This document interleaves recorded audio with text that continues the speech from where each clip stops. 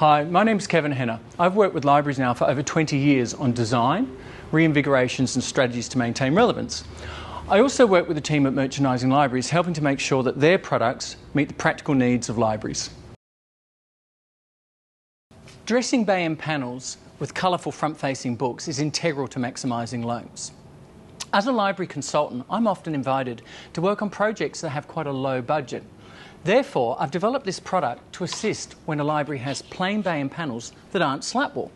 In this instance, I've worked with Merchandising Libraries to develop a self-install acrylic shelf, which simply screws by way of these holes in the back onto the bay end panel, transforming what would otherwise be a plain and uninspired end into a productive, well-merchandised display panel. The exciting thing about this is that black actually has a matte finish, so it prevents you from getting fingerprints, and it also comes in clear and white, depending on the aesthetic that you want to create.